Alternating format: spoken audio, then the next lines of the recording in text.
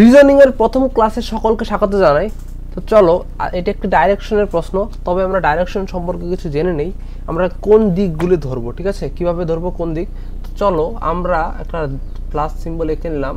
Plus সিম্বলটা যদিও ভালো হয়নি, আবার একটা এঁকে নিই, ঠিক আছে। প্লাস সিম্বলটা ভালো করে এঁকে নিই, সুন্দর করে প্লাস সিম্বল একটা এঁকে নিলাম, মোটামুটি হয়েছে। এটাকে ধরবো ইস্ট মানে পূর্ব দিক, এটা ধরবো ওয়েস্ট হলো পশ্চিম দিক, এটা হলো নর্থ, এটা সাউথ উত্তর দক্ষিণ, ঠিক আছে। তো according to the question x তার বাড়ির পশ্চিম মুখে বাড়ি থেকে বের হয়, ঠিক আছে। তো বাড়ির পশ্চিম মুখে বের হয় এবং 100 কিলোমিটার ড্রাইভ করে, মানে এটা এক্সের তার বাড়ি, এই জায়গাটুকু এক্সের বাড়ি, এখান থেকে তার 100 কিলোমিটার পশ্চিমের দিকে বের হয়, সে এদিকে ডাইরেকশন করে আছে, ঠিক আছে। তার 100 কিলোমিটার আর গিয়েছে অলরেডি 100 কিলোমিটার।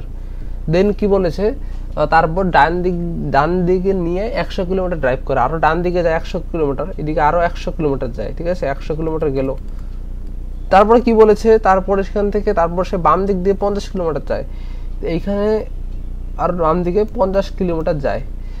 তারপরে কি বলেছে, বেরোনোর সময় যা ছিল মানে বেরোনোর সময় যা ছিল এখন এক্স কোন দিকে মুখ করে আছে, বেরোনোর সময় যে দিকে ছিল মানে যা ছিল যে দিক দিয়ে ছিল সে এখন সে মানে যে পয়েন্ট ছিল সেই পয়েন্ট থেকে এখন কোন দিকে মুখ করে আছে। আর ইংলিশে বলতে চাইছে in what direction x is facing in relation to starting point, মানে সে যখন স্টার্টিং পয়েন্ট যেখানে ছিল সেখান থেকে সে এখন কোন দিক ডাইরেকশনে সে আছে, দেখতে গেলে সে কোন ডাইরেকশনে।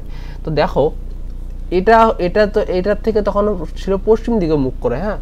তো পশ্চিম দিকে মুখ করে থাকার পরে অল্প যদি টান দিকে এই কোনাকুনি অ্যাঙ্গেলে যদি থাকে না, এই অ্যাঙ্গেলটা কি অ্যাঙ্গেল হবে, এটা দেখছে কোন দিকে দেখছে, এটা হলো নর্থ ওয়েস্ট মানে উত্তর পশ্চিম দিকে তাকিয়ে আছে, ঠিক আছে, উত্তর পশ্চিম দিকে। কারণ এই যে পয়েন্টটা ও যদি এইটা থাকে, এই জায়গাটুকু হলো নর্থ ওয়েস্ট, ঠিক আছে, নর্থ ওয়েস্ট, এই জায়গাটা হলো উত্তর পশ্চিম।